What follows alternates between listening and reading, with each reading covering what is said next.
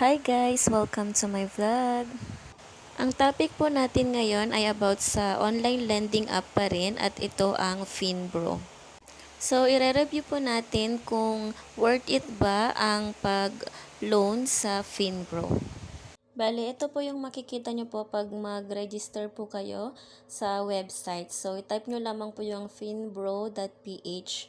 So, ito po, enter nyo lang po yung mga personal information, yung full name, then ID card type. Ito po yung mga available na ID. SSS, UMID, passport, and driver's license. Ayan, so need mong mag-take ng picture. Ayan, nakalagay po dyan. Tapos, birth date, gender, civil status, ayan, email address, and mobile phone number.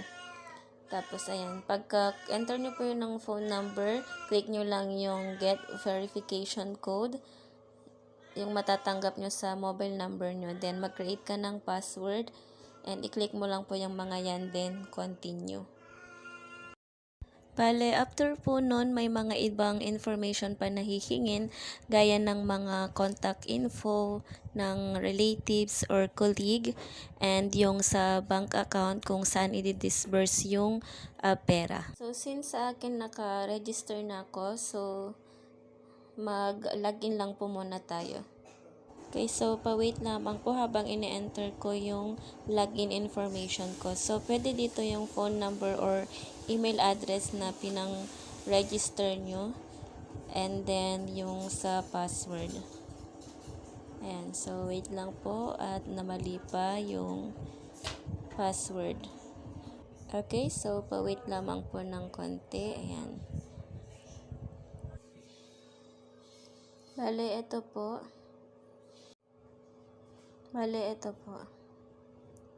So, nakalagay kasi dyan, meron na akong loan. And that is, yung total na na-receive ko po is 7,000. Tapos, yung ibabayaran ko is 9,635. So, meron silang offer dito na for 14 days, kung gusto kong ma-extend, magbayad lang ako ng 2,635.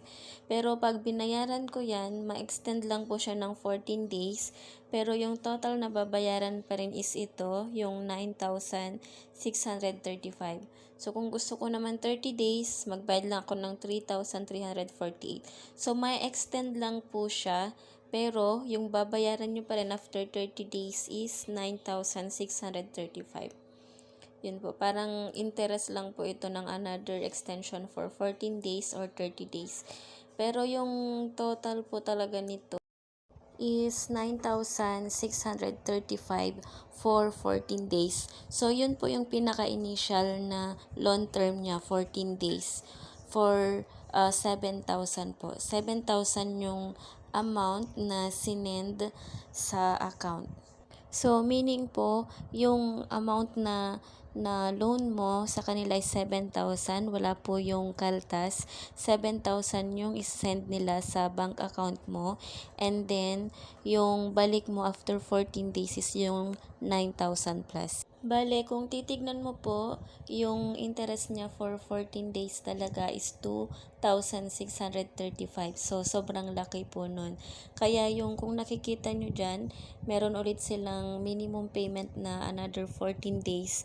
So, same lang yung interest. Parang i-extend mo lang siya ng another 14 days. Same interest siya. Pero yung total na babayaran mo pa rin is yung 9,000 plus.